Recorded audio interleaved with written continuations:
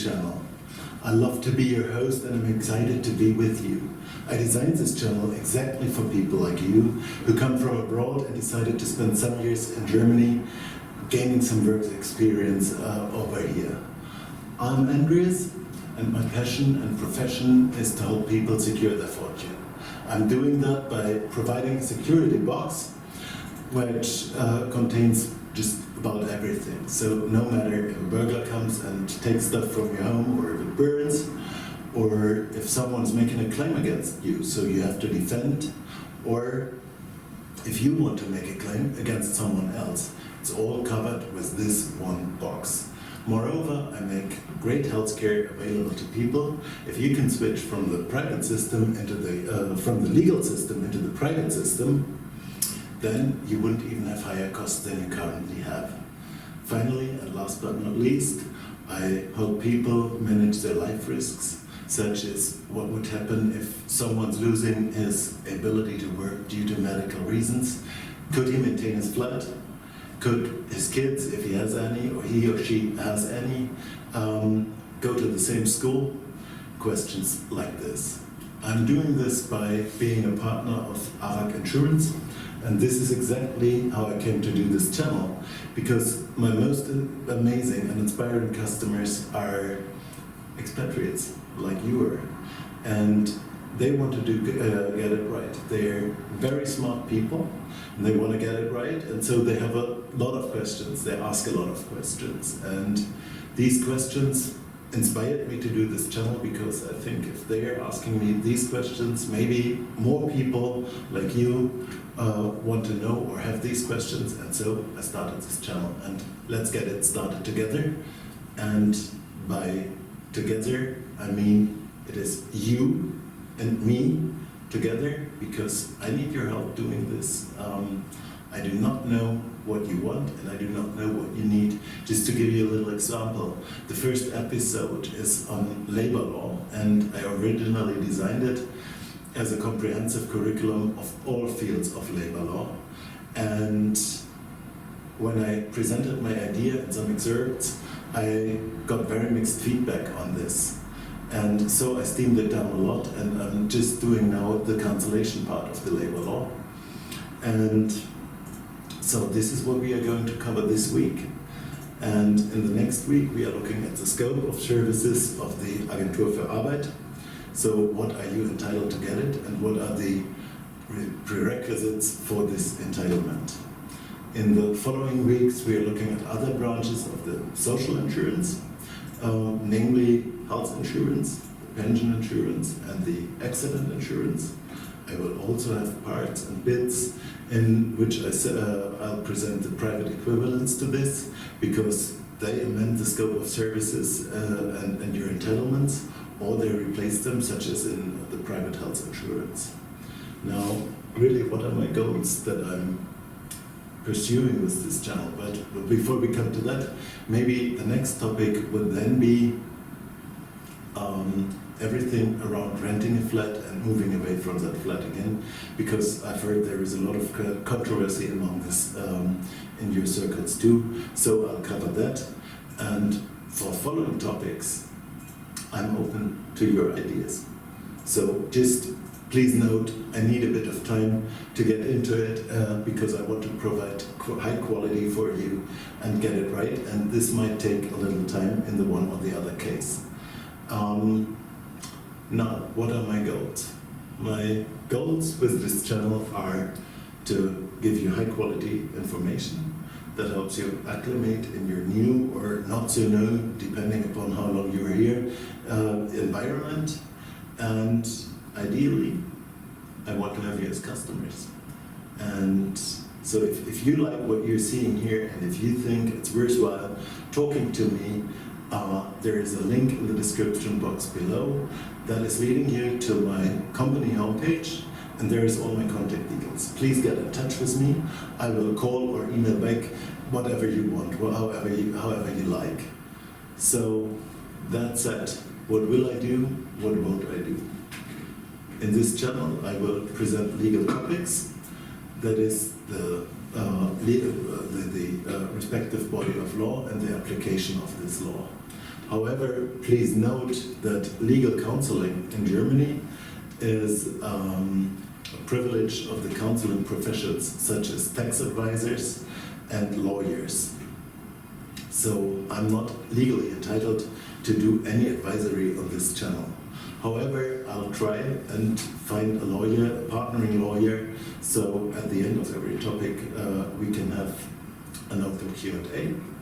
And ideally we do this at the end of the topic so you can ask informed questions, more informed questions that will help all of us. As this is my first episode, I'm just starting this channel. I don't yet have a lawyer, I'm looking for one, and let's hope I'll find a good one, really. So, let's get into today's topic, this week's topic, the cancellation of a work assignment. And there's two ways of doing this. The one is the collateral one. This is either by a termination agreement, so a labor contract that was closed indefinitely shall end upon agreement of both sides to a certain point of time, or the contract was closed for a fixed term at the very beginning, so it ends without further notice. The other way, however, is unilateral declaration of will. And this can come from either side, from the employee or the employer. If it comes from the employee, well, this is fine, because that means he or she found something that fits better, probably gets higher wages. This is great and fine. So we won't focus too much on that, just a little bit where it's necessary. And if it comes from the employer, however, it generally means a lot of stress to the employee. And then in these cases, the employer can either finish the contract on ordinary or extraordinary for an important reason. What that is will come in further episodes to this point. Now, I want to look at the first topic is the formal requirements of a cancellation. Now, what is a cancellation? As I already said, cancellation of a work assignment is a unilateral declaration of will, which is that the work assignment shall be no more, that becomes effective upon receipt. Now, what is receipt? Does receipt mean that you hold a letter in your hands? No, it doesn't necessarily, at least not necessarily. Receipt just means that the declaration is so within the sphere of your access that under normal circumstances you've got a chance to take notice of it. And factual knowledge is not required. So that is, let me give you an example. You go abroad, visit your parents, and during that time, a postman throws a letter into your letterbox. The receipt of that letter was on the day the postman threw the letter in the letterbox, legally spoken, not on the day you come back and hold it in your hands. This is very important for deadlines. Keep that in mind, because we'll refer to this in the following episodes more and more and more.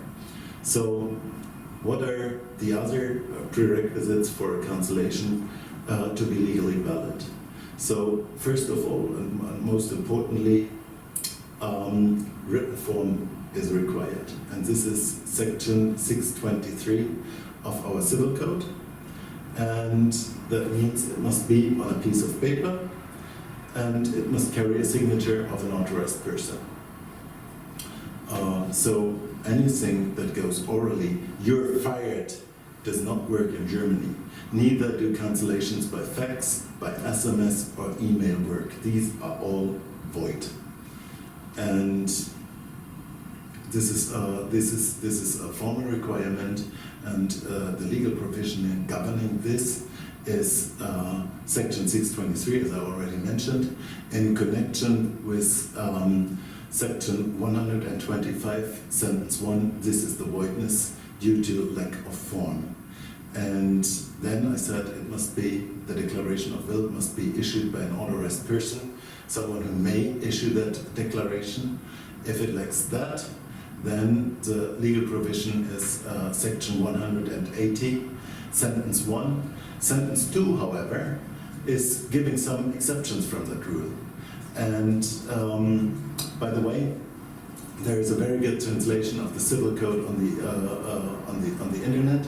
This is www.gesetze-internet.de.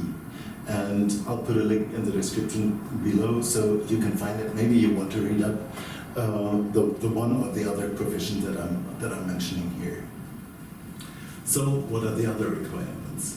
It is also required that the cancellation clearly states that the work contract shall end, and the date at which it shall end. And the letter may also be termed as it shall end at the next legally possible point of time, or immediately in cases of the extraordinary termination.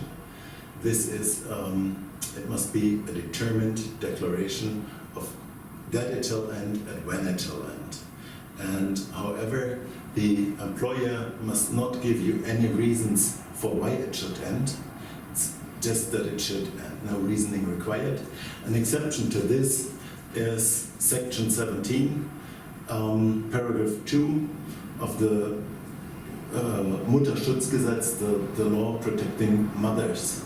And it's protecting women who are pregnant after misconception or after conception, really. So when they just brought a baby to the world. And in these cases, normally they may not cancel a contract of these women. Just some exceptions to this are possible, but then must be approved of by a legal authority of public law. And in these cases, they must give a reason on why they want to terminate the contract. But this is really the exception and not the rule.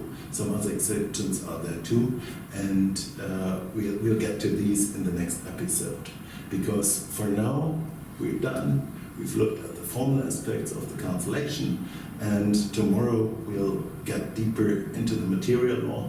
Well, the next 2 episodes really will deal with the ordinary termination of the work contract.